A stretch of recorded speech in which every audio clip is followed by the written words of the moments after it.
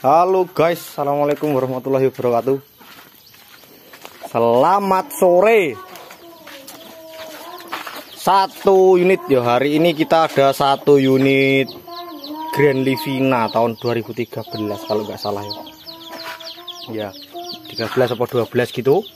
Yo, kali ini kita proses full tune up karena unit mesinnya itu berbet parah, terus ditambah low power, tidak bertenaga. Nah, kalau berbet aja kita bisa beresin di bagian sini saja.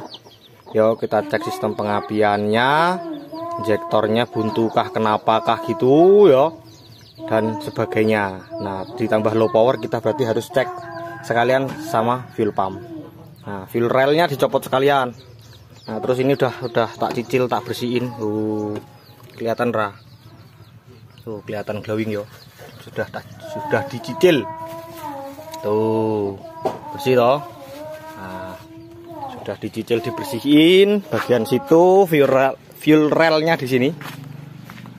Sama throttle body, EGR. Oh iya, EGR belum tak pamerin. Kelihatan nggak yo?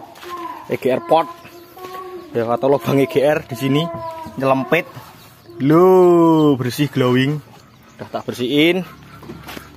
Yo. Oke, di sini throttle body. Throttle bodinya wow, mengerikan. The wemblok. Oke, throttle bodinya seperti ini. Yo, infonya masih nih, EGR-nya parah. Yo, ini EGR hose atau selang EGR-nya tak rendem pakai carbo cleaner. Nanti kering guys.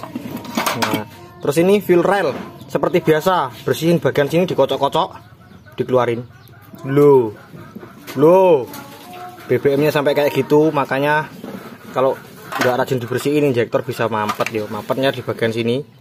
Itu si debu ini tadi yang warna kuning nancep di sini. Tuh, bisa bikin berbet juga. Ini injektor tak rendem. Yo, nah ini ujungnya mulai bersih kan. Tadi bisa bayangin aja kalau intake manifoldnya kayak gini, aduh, iya,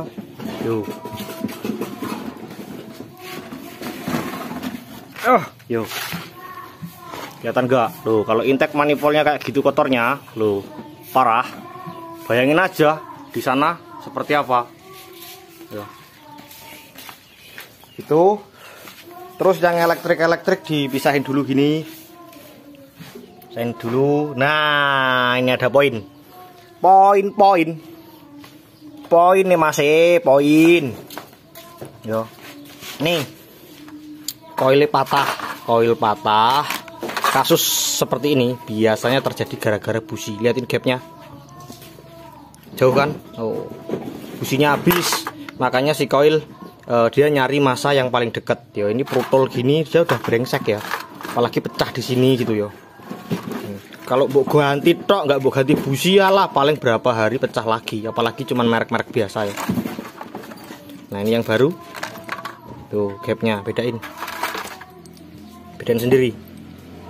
Yo, bedain sendiri, bisa nggak? Tuh, sedangkan busi iridium yo, jenis iridium itu biasanya gapnya itu di antara 90 sampai 120 gitu lah. Ini berapa ini? 200 masuk ini yo, yang lama yo. Nih. Oke, ini busi barunya. Yang karet-karet dipisah gini. Yo, ini yang elektrikal dipisahin dulu. Nah, ini ada teknologi yang kayak gini nih di Nissan. Oh, apa jenenge mbuh lali aku nih. Nah, intake-nya bisa gini-gini sendiri. Yo, ini dibersihin supaya ringan jalannya yo. Nih, kayak gini. Krok loh. Kelihatan nggak? Duh, gini. Kotor banget toh. Nih. Nah, dibersihin ya. Bersihin supaya ini ringan geraknya. Supaya performanya lebih dapat lagi. Terus full pump. Kalau misal full pumpnya nggak rusak, nggak biasa aja gitu ya. Minimal dibersihin. Yo, minimal dibersihin. Nih, di sini filternya. Ini full pumpnya baru dicabut. Coba digetok dulu. getok dulu.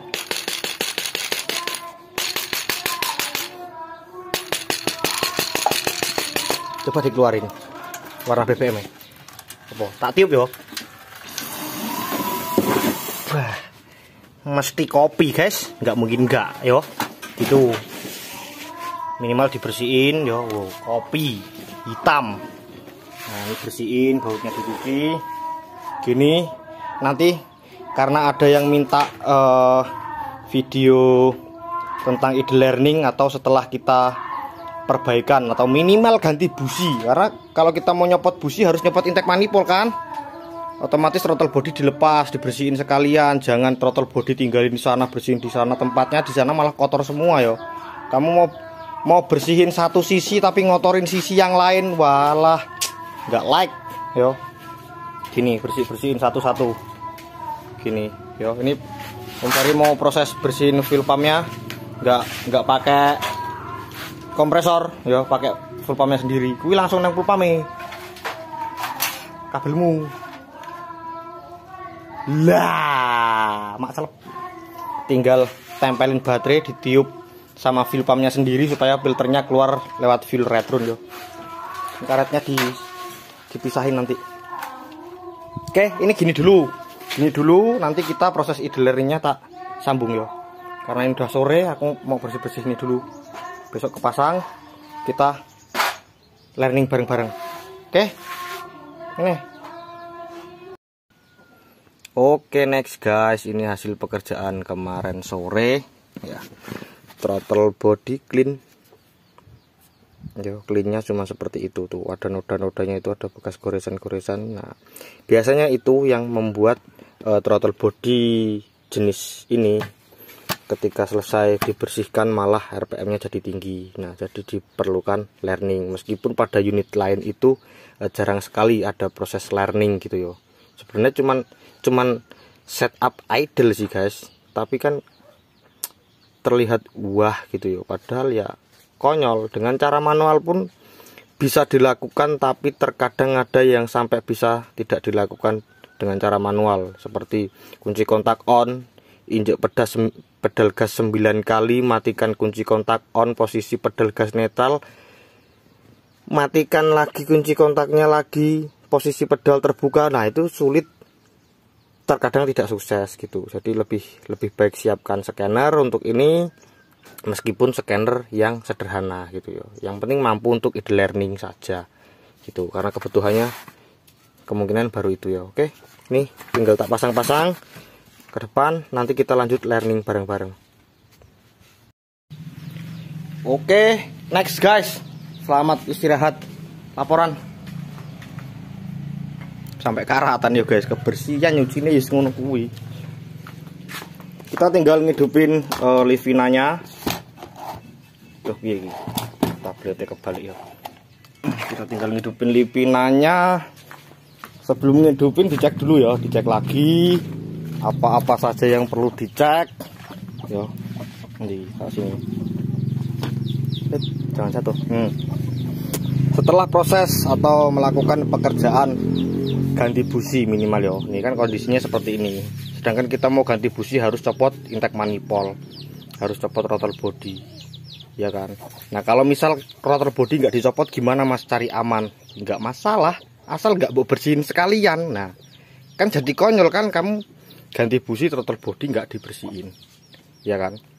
Nah, kalau dibersihin pasti RPM-nya tinggi. Nah, cek dulu penyebab RPM tinggi itu apa aja sih di unit mesin injeksi atau mesin FV atau mesin-mesin modern gitu ya, yang bisa bikin RPM tinggi. Mulai dari yang paling gampang, selang brake booster ya, selang brake booster, packingnya throttle body, terus di sini juga ada o-ring nih. Nih di sini ada o-ring, itu kalau bocor pasti ada udara masuk dari luar throttle body yo. Seharusnya udara masuk itu ya lewat throttle body gitu. Terus ditambah lagi ini di belakang ini ada bautnya, itu EGR hose. EGR hose-nya yo dibersihin dibersihin terus diperhatiin yo. diperhatiin supaya nggak bocor. Gimana caranya? Usahakan o-ringnya ganti, jangan lem-lem yo. Terus pakai intake manifold atau kebocoran intake manifold gitu. Terus selesai pengerjaan ini, karena throttle body dicabut, throttle body ada selang airnya kecil, jadi airnya diisi lagi, kurang apa enggak gitu ya, kurang apa enggak diisi lagi seperti apa gitu ya. Oke, ini dicek selang-selangnya, pastiin udah nancap semua. Soketnya awas jangan ada yang lupa, karena kalau soket coil di dalam sini kita susah megangnya kan. Nih kelihatan coil cuma ada 2, ini 1, di sini 1, padahal di dalam sini ada 2 lagi gitu kan. Gitu ya, begitu. Oke, kita lanjut nyalain mesinnya. Oke, kita masuk ya. Kita masuk, panas ya guys. Kita masuk. Kita buka Kita buka dulu kaca ya. Oke, kaca kita buka supaya agak ada udara gitu ya. Panas banget ya. Oke, kunci kontak on untuk dapetin pressure lagi. Yo, ini pressurnya kunci kontak on apa starter ya? Coba starter. Oh, starter guys. Starter beberapa kali yo, 2 atau 3 kali pancing, jangan sampai starternya nyala gini dulu. Oke. Oke, 2 3, pressure dapat, kita tinggal start engine. Alhamdulillah langsung nyala. Nah, tapi seperti ini kan kondisinya, RPM-nya gantung-gantung. Ada banyak faktor RPM-nya tinggi yo. Mulai dari tadi yang dijelaskan di awal video ya, dari kebocoran pada intake manifold. Lalu untuk sistem EV sendiri dia support sama termo. Jadi kalau untuk unit-unit seperti ini, pengen RPM-nya tertata rapi, yo, tertata rapi, bagus, idle-nya tenang, usahakan termostat jangan sampai rusak cepet diganti, gitu yo. Apa sih mas hubungannya termostat sama idle? Kok sering banget dibahas, sering banget mas nyampain ya? Ya karena kalau sistem EV itu suhunya harus benar-benar terpantau oleh ECU, yo, suhu kerja mesinnya harus terpantau. Ketika suhunya itu tidak tercapai, maka RPM tidak akan cepat turun, ya kan? Nah, ini udah mulai turun tuh di 1000 kan. Tuh lampunya udah mulai mati. Berarti termo masih aman. Lampu warna hijaunya tadi, birunya tadi udah mati. Berarti suhu mesin sudah mulai tercapai. Kita tunggu sampai dia benar-benar tercapai, ya. Untuk proses idle learning sendiri, itu kita harus melakukannya setelah atau unit dalam suhu kerja, yo, dalam suhu kerja. Kita tunggu sampai motor fan itu mati nyala sendiri, minimal 2 atau 3 kali mati nyala sendiri, baru kita bisa proses learning gitu ya. Oke, sambil nunggu suhu kita pantau suhunya juga, sambil kita konekin ECU-nya. Kita konekin scannernya.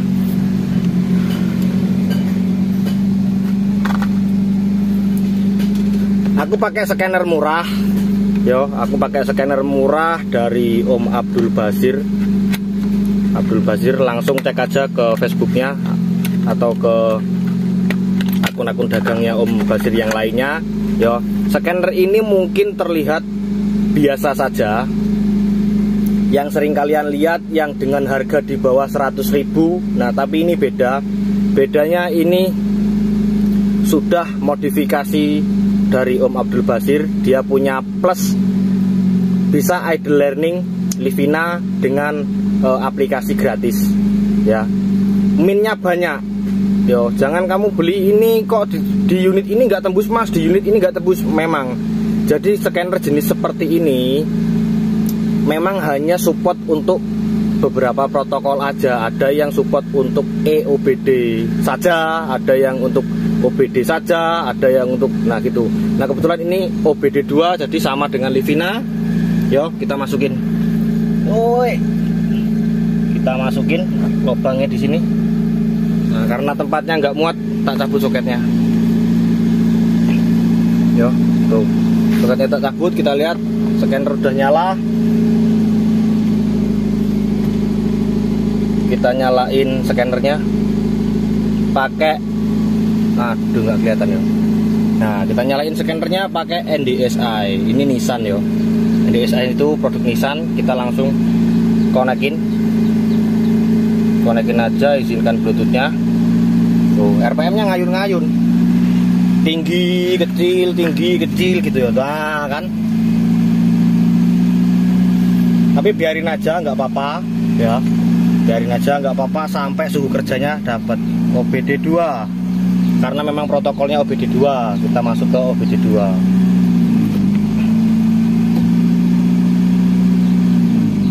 ya, connect ya, connect udah masuk. Kita masuk ke menunya, geser. Nah, kita lihat datanya di situ. RPM-nya 1700, baterai voltage 14, water temperatur masih di angka 87, air flow-nya 1,6, TPS 0,78, injektor masih berubah-ubah ya. Power steering off karena ini ECTS yo. Kalau tidak dibelokin dia akan off. Oke, kita geser lagi. Nah, di sini ada history. Nah, ini history dulu unit pernah datang ke sini dengan DTC ini, udah dibenerin tapi belum di-clear DTC-nya ya. Jadi historinya itu P1805 brake switch circuit ya, brake switch circuit itu bisa mengganggu banyak. Yo, kalau di artikel Indonesia kemungkinan hanya switch remnya saja yang bermasalah karena lampu remnya nggak nyala gitu kan. Dan di sini alamatnya jelas, DTC-nya brake switch circuit kan, brake switch circuit berarti switch rem. Nah, untuk kalau kita masuk ke artikel luar negeri itu ada DTC yang seperti ini dan global atau untuk semua unit, bahkan ditulis bahwa DTC ini bisa menyebabkan gangguan pada sistem ABS kalau pakai yo, sistem ABS, terus AC pasti nggak bakalan nyala, terus lampu rem nggak nyala positif ya, karena hubungannya dengan ABS. Lampu rem nggak nyala positif, ABS-nya terganggu. AC terganggu karena safety ya, karena safety. Terus throttle control tidak berfungsi karena safety juga. Jadi karena ECU membaca bahwa switch rem nggak nyala, disangkanya bahwa remnya tidak berfungsi, jadi semua sistem akan dibuat kacau. Oke, ini kita clear dulu karena udah dibenerin ya, udah dibenerin sendiri sama ownernya, diganti switch remnya.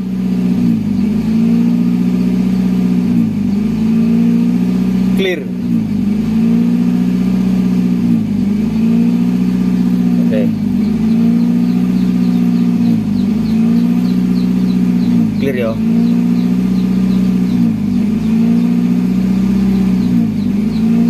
Nah, RPM-nya masih seperti itu, tapi si ininya belum.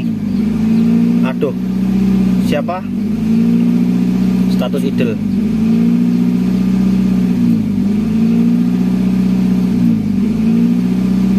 Toki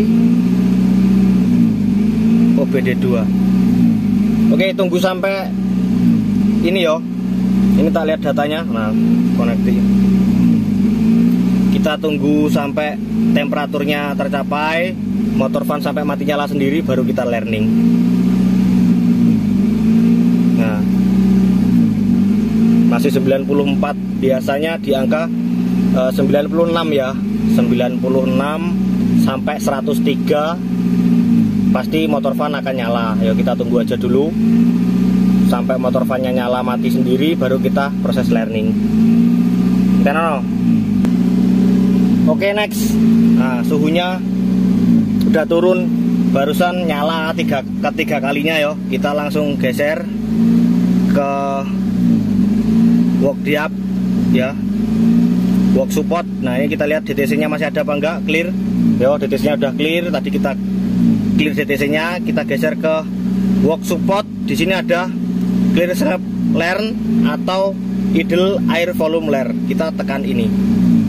Oke, tunggu prosesnya berjalan sampai RPM-nya tertata dengan baik.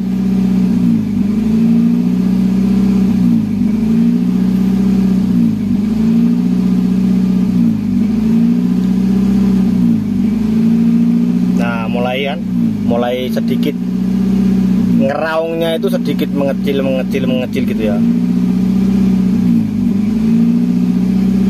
Oke, tunggu sampai prosesnya selesainya yo. Nanti kalau selesai dia udah kecil sendiri. Oke, selesai sekali. RPM udah kecil tapi masih ngayun ya. RPM udah di bawah 1000 tapi ngayun. Kita coba lagi sampai mengecil, sampai selesai lagi yo. Beberapa kali dicoba sampai benar-benar clear. Oke guys, selesai sekali lagi. RPM ada di angka 1000. Kita coba kasih beban untuk lampu. Oke, lampu kita kasih beban AC. Alhamdulillah yo. Tuh. Oke, motor fan mati nyala sendiri. Sekarang bebannya matiin semua, lampu-lampu matiin semua. Oke. Yo. Kita coba learning sekali lagi supaya kita dapat hasil yang maksimal, karena scannernya murahan. Kenapa nggak pakai scanner yang mahal, Mas? Yo enggak, yo. Kenapa nggak pakai scanner yang murahan?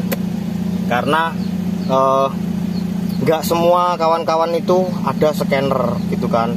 Pakai scanner jenis ini pun kita sudah syukur alhamdulillah gitu ya. Karena harganya masih terjangkau, hanya ratusan ribu yo. Jadi yo kita coba lagi. Ini filenya udah cek servis manual. Oke, kita coba lagi sekali lagi.